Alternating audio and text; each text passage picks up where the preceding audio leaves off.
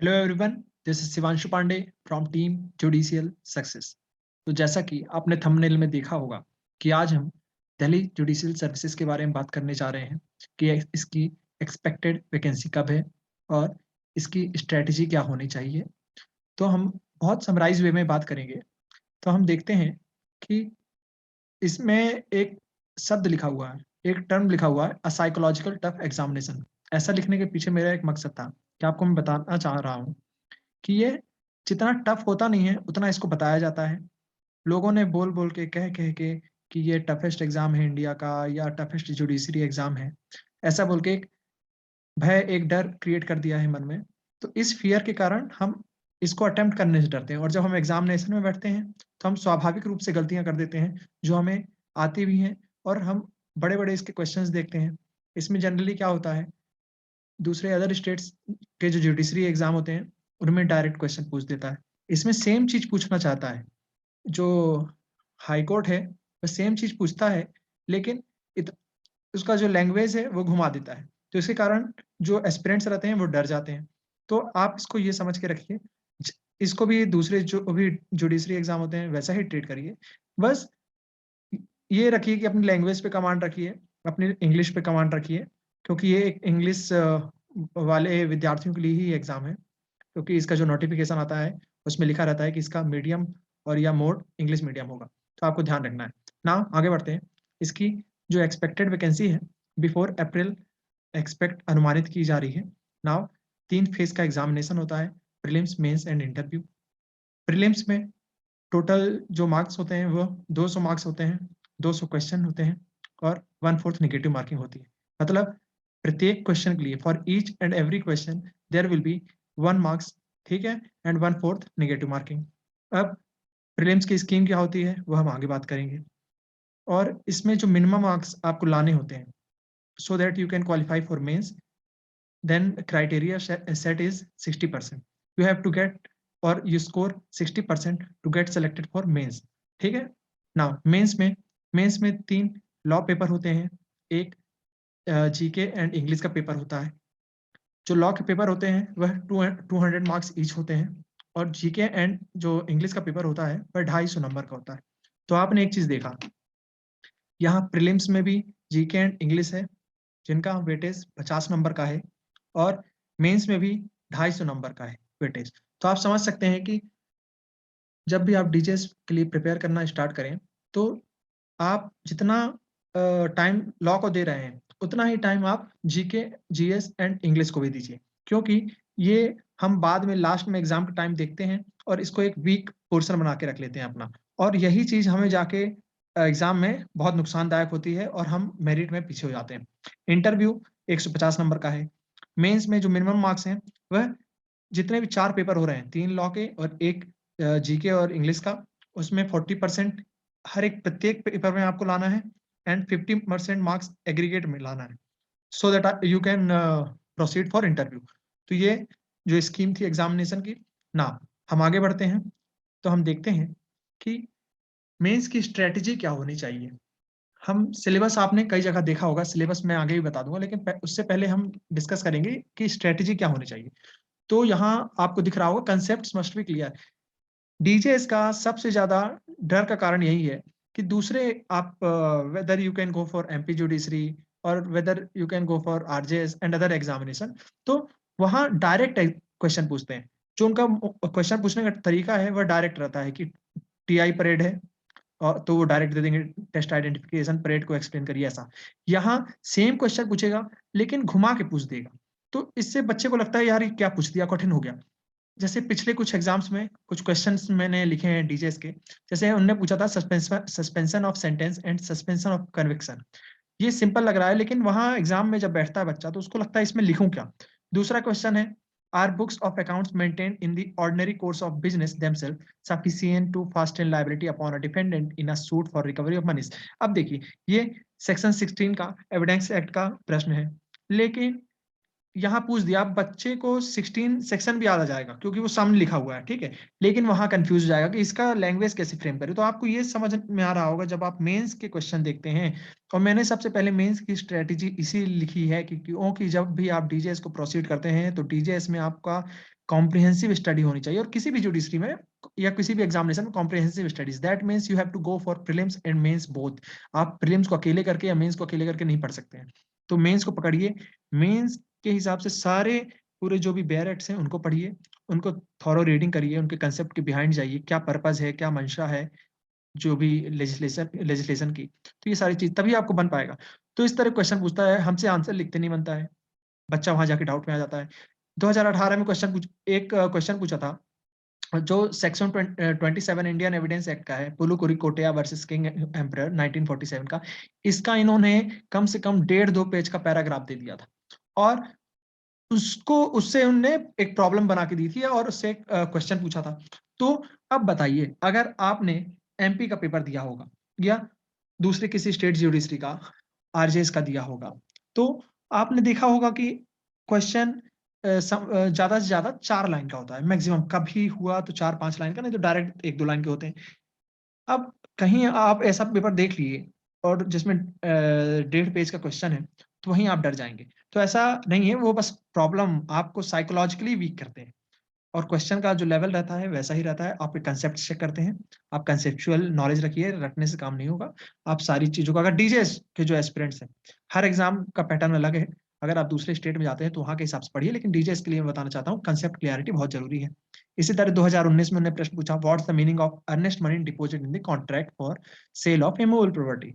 अब देखिए, ये प्रिंसिपल जब आप बहुत गहराई में पढ़ेंगे तभी आपको समझ में आएगा कि सेक्शन 56 का है ये प्रश्न, और ये सेक्शन 56 से पूछना चाहते थे। What are the principles that govern for feature of earnest money deposited and circumstances and case laws. देखिए यहाँ एक तो इन्होंने एक कंसेप्ट पूछा, अर्नेस्ट मनी डिपॉजिट का कंसेप्ट बताइए। इसके बाद उन्होंने सर्कमस्टांसेस पूछ लिए, किन सर्कमस्टांसेस में ऐसा होगा। इसके बाद केस लॉ भी पूछ लिए। तो ये देखिए क्वेश्चन कितना, मतलब जिसने थॉरो रीडिंग किया होगा तो उससे ही ये बन पाएगा। तो आप आपको ये डाउट होगा तो पढ़ें कैसे सर? तो आप क्या करिए, आप सारे प्रीवियस ईयर पेपर निकालिए, उसमें आप पाएंगे कि कुछ लिमिटेड टॉपिक से ही ये कंसेप्चुअल क्वेश्चन पूछ रहे हैं, बना बना के, घुमा घुमा के। ठीक है, तो आप उन क्वेश्चंस की जितनी भी स्टडी कर सकते हैं। सेक्शन 27 इंडियन एविडेंस हो गया फॉर दैट मैटर, जैसे यहाँ पर सेक्शन 56 इंडियन कॉन्ट्रैक्ट एक्ट का दिया हुआ है, प्रेस्टेशन ऑफ कॉन्ट्रैक्ट का, कॉन्स्टिट्यूशन के कुछ टॉपिक्स होंगे। तो आप इनकी थॉरो रीडिंग करिए, थॉरो मतलब उनके केस लॉ लिख लीजिए, उनकी अच्छी सी जो रेफरेंस बुक होगी या उसके अच्छे ऑथर, और जैसे सीपीसी के लिए मुल्ला आपने ले ली, तकवानी ले ली, टीपी के लिए आर के सिन्हा ले ली, या जो भी आपको अच्छी लगती है, कॉन्ट्रैक्ट के लिए ले लिया कोई भी, तो आप अवतार सिंह ले ली। तो इस हिसाब से आप प्रोसीड करिए। और नाउ हम आगे बढ़ते हैं। अब इसके 4 पेपर सेगमेंट देखिए, essay and general knowledge and language. दूसरा पेपर होता है civil law 1, civil law 2 and criminal law. तो इसमें आप देख रहे होंगे मैंने सिविल लॉ 1 को हाईलाइट किया है, बाकी जो 3 सेक्शन है वो आप कभी ना कभी पढ़ते रहते हैं। ऐसे एंड जनरल नॉलेज बहुत इंपॉर्टेंट है, इसके बारे में बाद में आऊंगा। जो लॉ के पेपर है उसमें जो सिविल लॉ 1 है, इसमें जो सब्जेक्ट्स हैं इनके आपको नोट्स नहीं मिलते, या नोट्स मिलते हैं तो डाउट रहता है कि कितना पढ़ें कितना ना पढ़ें। तो मैं आपको बताना चाहूंगा, हर सब्जेक्ट की एक स्ट्रेटजी है। ये आप प्रीवियस ईयर पेपर देखेंगे तो एसआरए से ये हमेशा हाइपोथेटिकल प्रश्न पूछते हैं, मोहम्मदियन लॉ से ये हमेशा एक डिस्क्रिप्टिव प्रश्न पूछते हैं कि आप एक्सप्लेन करिए। इंडियन पार्टनरशिप एक्ट से डायरेक्ट बेयर एक्ट पूछता है। हिंदू लॉ से ये डीजेएस में आपको थोड़ा हाइपोथेटिकल भी पूछ लेता है, कभी कभी हाइपोथेटिकल प्लस एक्सप्लेनेटरी पूछ लेते हैं। ठीक है, बाकी टॉट से आपके डायरेक्ट कंसेप्चुअल क्वेश्चन आते हैं, कॉन्ट्रैक्ट को इलस्ट्रेशन से पूछते हैं, दिल्ली रेंट कंट्रोल एक्ट के प्रॉब्लमेटिक क्वेश्चन पूछते हैं। ठीक है, तो आपको इस तरह समझना है कि किस क्वेश्चन, सॉरी, बुक से या बेयर एक्ट से कैसे क्वेश्चन पूछे जाते हैं। तो आपको ये सारी चीजें समझनी है, और ये कैसे समझ में आएगी, आपको सारे पेपर देखने पड़ेंगे, एनालाइज करना पड़ेगा, खुद ही करना पड़ेगा, या आपको कोई करके नहीं देगा।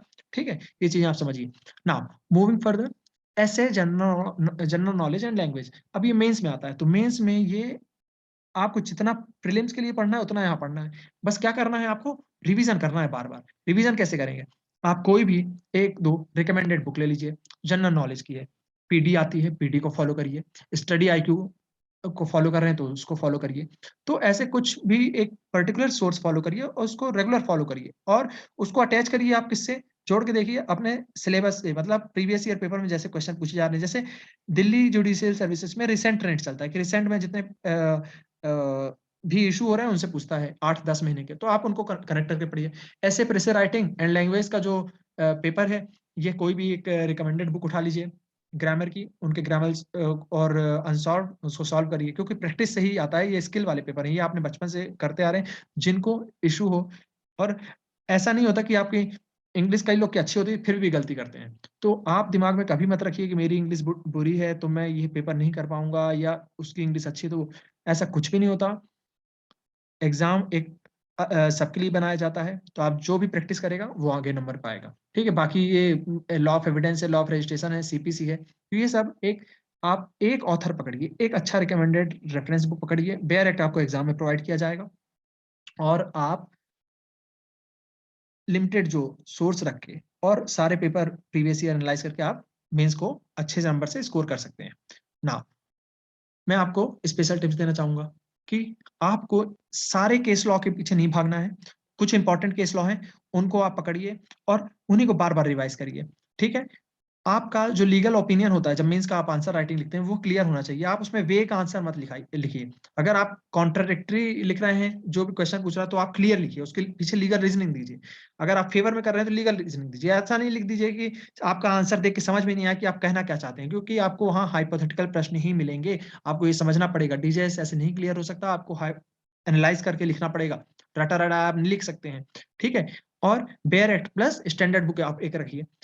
आंसर राइटिंग का एक क्वेश्चन, अगर मान लीजिए हाइपोथेटिकल प्रश्न आता है, तो उसमें आप आंसर राइटिंग कैसे लिखेंगे? तो ये देखिए, इस तरह लिखा है, आप जो प्रश्न पूछा है उसका मैटर एंड इशू लिख दीजिए, करंट उसकी जो लीगल पोजीशन है वो लिखिए। उसके बाद जो फैक्ट्स दिए हुए हैं, प्रॉब्लम दी हुई है, तो उसको अप्रिशिएट करिए। किसके लाइट में करेंगे? लीगल जो करंट पोजीशन है उसको उसको मद्देनजर रखते हुए करेंगे। आफ्टर दैट आपका जो ओपिनियन है बेस्ड ऑन लॉ वो लिख दीजिए। तो ये मेरा तरीका है, और आप इस तरह के अपने कुछ तरीके अपनाइए जो आपको अगर सूट करते हैं, या आपको आपके जो मेंटर है उनने बताया है। मैं तो यही रिकमेंड करूंगा कि आप ऐसा ही लिखिए, तो आपको अच्छे नंबर मिलेंगे। बाकी आपको आपके किसी ने अगर रिकमेंड किया है तो आप दूसरों को फॉलो करिए, लेकिन आप क्लियर रखिए, हर जगह एक ही फॉलो करिए। ऐसा नहीं कि एक जगह कुछ लिख रहे हैं, एक जगह कुछ लिख रहे हैं। नाउ मूविंग फर्दर, आपको मैं बताना चाहूंगा कि हमारी एमपी सिविल जज 2022 एंड छत्तीसगढ़ सिविल जज के बैचेस चल रहे हैं। जजमेंट राइटिंग की क्लासेस हो रही हैं, मेंस आंसर राइटिंग टेस्ट चल रहे हैं, एंड एमसीक्यू मॉक टेस्ट चल रहे हैं। ये सब हमारे एप्लीकेशन पे हो रहे हैं, मोबाइल एप्लीकेशन में और लैपटॉप एप्लीकेशन में। तो आप हमसे कांटेक्ट कर सकते हैं, ये कांटेक्ट लिखा हुआ है, ईमेल आईडी लिखी हुई है। जुडिशियल सक्सेस नाम से टेलीग्राम ग्रुप भी है, उसमें भी आप हमसे मिल सकते हैं। ठीक है, चलिए आगे बढ़ते हैं। ये प्रीलिम्स का है, तो प्रीलिम्स की स्ट्रेटेजी सेम है।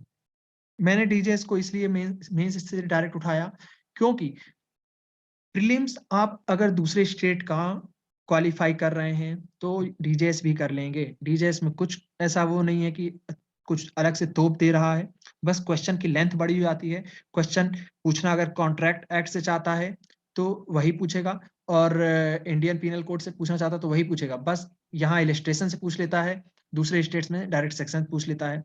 आर्बिट्रेशन लॉ है, तो डायरेक्ट यहाँ सेक्शन ना पूछ के कहीं एक्सप्लेनेशन पूछेगा, कहीं प्रोविजन पूछेगा। तो ये सारी चीजें आपको ध्यान रखनी है। तो आप कंफ्यूज मत होइए, यहाँ लेंथ ज्यादा होती है और जो कंसेप्ट रहता है कंसेप्चुअल क्वेश्चन पूछते हैं, डायरेक्ट सेक्शन नहीं पूछता। तो ये एक वो है, बाकी सेम इजी ही रहता है।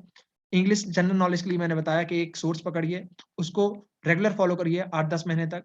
ठीक है, और इंग्लिश के लिए आपको प्रैक्टिस ही करनी पड़ेगी, प्रैक्टिस करिए। ठीक है, हर सब्जेक्ट पे मैं नहीं जाऊंगा, क्योंकि आप हर व्यक्ति की अपने अपने पढ़ने की वो रहती है, और हमारे जो रेगुलर टेस्ट सीरीज चल रही हैं, आप उसको ज्वाइन कर सकते हैं इन ऐप एप्लीकेशन में। आप ये दीजिए, आप दिन में जो साल भर से अभी जिनको तैयारी कर रहे हैं, या जिनको जल्दी एग्जाम देना है, तो वो दिन में 200-250-500 क्वेश्चन लगा सकते हैं।